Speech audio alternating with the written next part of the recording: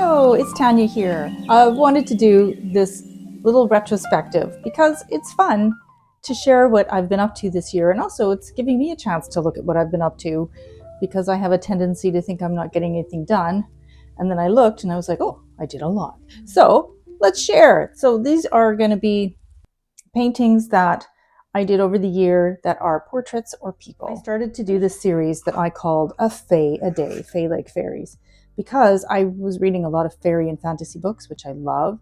And so I started doing these little squares, and I found out that I couldn't do them in a day, but that was all right. So this is one of the very first ones, which was so challenging. I just could not get her nose right. But I think she's kind of fun, and I created the jewelry out of my head.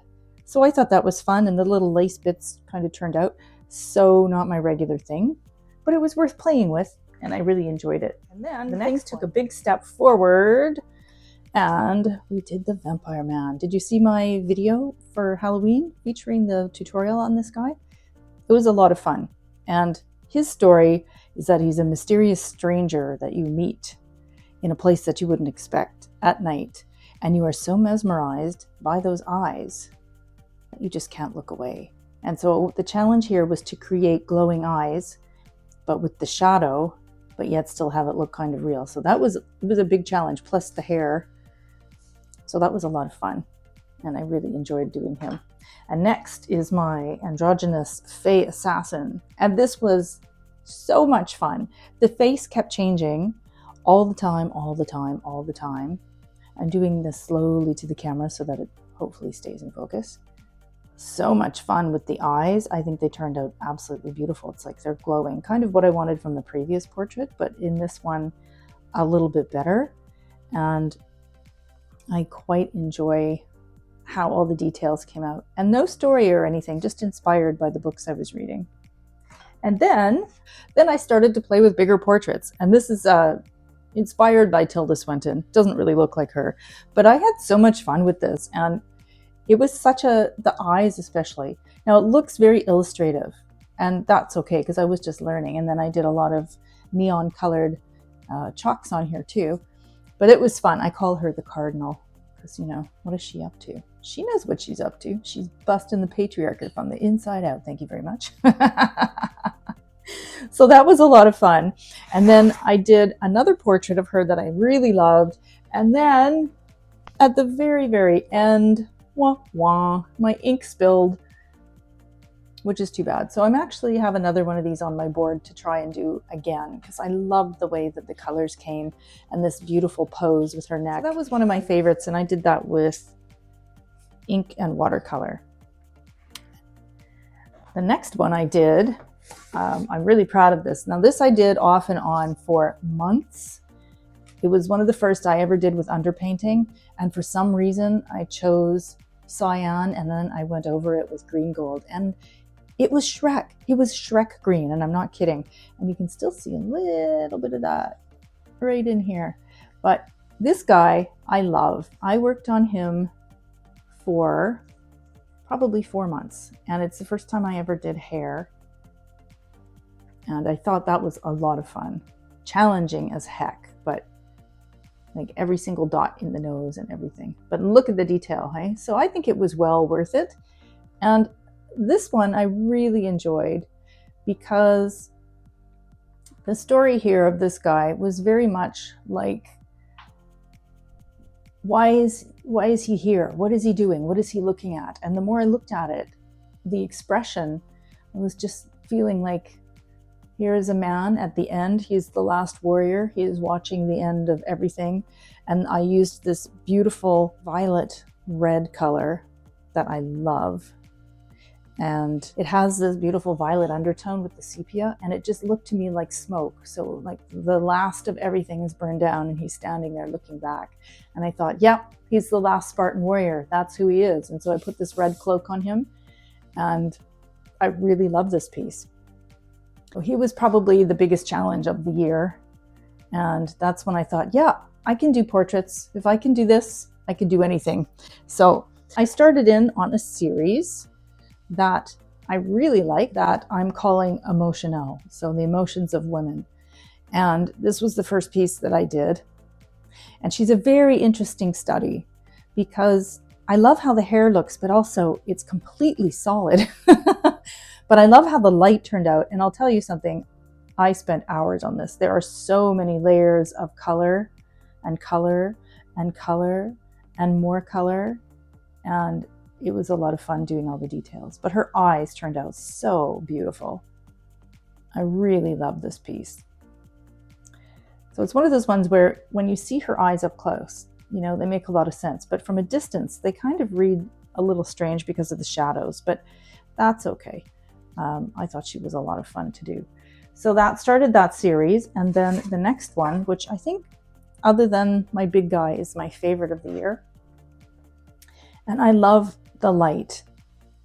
And this was actually a stock photo. And the light was coming on. And I didn't know if I could replicate it. And in the end, it turned out so great. And this for me was really an experiment in learning to keep going, because I had been very tentative in my colors and my washes before.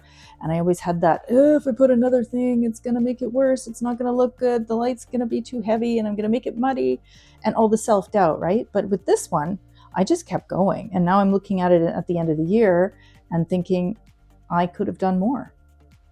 I could have gone more. But I really love the details on that, and the hair was very challenging, but I think it turned out beautifully. So this is the kind of thing where people say, oh, that's too much money and why do you charge so much? Well, because this takes freaking hours, friends. You see how many lines are in there? Hours and hours, but worth it. Worth it. And I love how the light is in her eye here as well. So definitely, I would say one of my most successful ones this year. And she's part of the series, and I'm hoping to do about 7 of those. It is my dream in the future to have a show of my own, which I've never done. So maybe that'll happen. We'll see. This one from another photo where I actually used the pose but changed the face. And I love what's happening here. Also really love how the hair turned out in her. I'm just going to bring this up and zoom in here. There we go. Like, what is she up to? What is she thinking? Is she mad? Is she frustrated? Is she plotting something? Is she sad? Is she grieving? What's happening with this woman? So that's the whole point of the series, is for people to look and see, what emotions does it bring up in you? How do you feel about it? What does it make you feel? And all of that. Another one from that series, you might have seen this if you've seen my Substack posts. I shared this one. I love this one because it was so hard. Just trying to get the skin tone in her neck shadow took me days and days and days. So that's really where my focus was on the skin, not so much the hair, this one.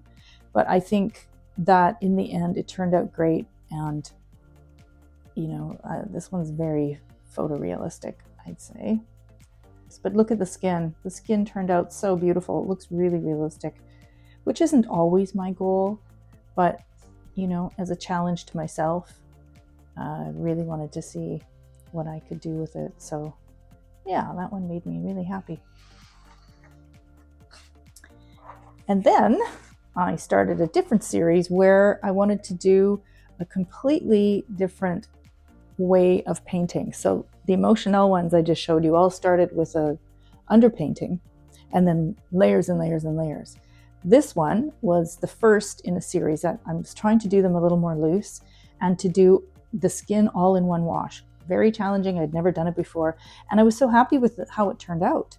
And now this one, it always has to be such a funny look, but that is literally the proportions, even though this looks so close to her nose. But that was just the angle of the camera that they were shooting her at.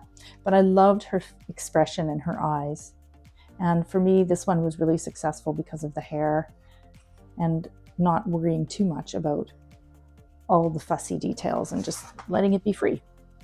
And then I went back to the Emotional series and I did her. And I'm not 100% sure that she's done. I like that this is white because it doesn't interrupt the line, but I was still thinking about it. Still thinking about the hair. But I think her skin toned out really nice. And this is one of the paintings where I was really fighting with the paper. Things like this, where the paper sizing wasn't even and it pulled all the pigment in. And I just thought, well, I'm just going to go with it. And now it just looks like a birthmark. But that was a lot of work to get there and get that sorted out. So that's this gal. And I really like how her eyes came out. And I made a bunch of shorts about that just to share, because it's something I couldn't figure out. And I did 2 or 3 classes on how to draw eyes. And then I finally got the hang of it. And I was like, yeah, this is great. I want to share. So you can find that on my YouTube in the shorts section. And then, because I can never stop myself from starting something new, I went to a new series.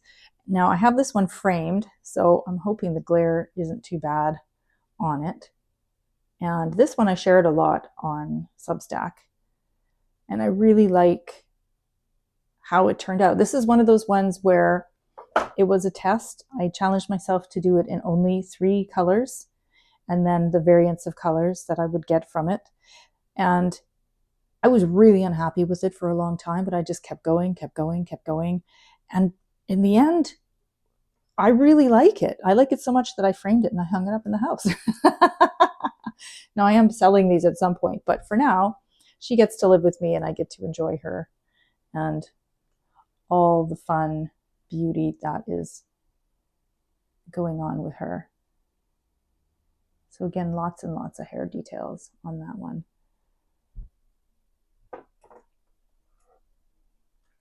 And then last is the last portrait I've done this year, which is this gal. And she's the second in that series. And once I started her, I thought, seasons. I'm going to do them as the seasons, because the other one looks so much like winter. And for me, this one really looks like the summer. You know, when it's really hot and you're just kind of drifting and relaxing. And, you know, she's caught a little bit of a breeze. And she's just chilling out by the pool or wherever, thinking about something else, daydreaming. So that's kind of the feeling that I think it brings, for me at least. And another one where I did that same technique all in one with the skin tone and then going over it in layers. But this time I ended up with some beautiful effects. I love the way that the light is here. I love how her eyes turned out. And that was actually, somebody asked me about this on Substack, and the technique behind the eyes was actually from a tutorial on cat's eyes. And it's very simple and really simple. It's basically you do the eye and you go from darker to light, and you get that overhang of the natural shadow of the eye and the eyebrow, but it gives that sort of far away kind of glassy look. And I think it works really well with her pose. And so there's my last one. And then I'm going to just share the next one in the process, and she's going to be Autumn. And doesn't she look like paint by numbers? So this is a totally different way of painting for me. The whole idea is you draw where you want to leave the highlights, and then you just paint with a very wet wash with your painting on a tilt, and the water will run down and pool, and it will bring the pigment, but it does this beautiful blending of the colors, and it's so much fun. So there you go. I didn't think this video would go so long, but it did. And I'm just going to flip the camera around. Hello. I just wanted to come on camera real quick and say thanks for hanging out with me today. I didn't think the video would go so long, but I guess I had a lot to say. And it was really fun to share my work. But most importantly, I just wanted to say thanks for hanging out with me this year. It means a lot to me. It really does. And I really appreciate you being here, being supportive. And I hope you've had some fun with me when I share some of the goofy stuff and the silly stuff. And I hope some of the things I've posted on Substack gave you pause to think, maybe change how you look at the way you're viewing art and your interactions with the world in general, and, you know, thinking about the choices that we have and how we want to move forward. So there we go. That's lots to come in the new year. I'm excited to share. So stick around. It'll be fun. All right, you guys, thanks for staying. And I'll see you. I can't believe you stayed to the end. Awesome.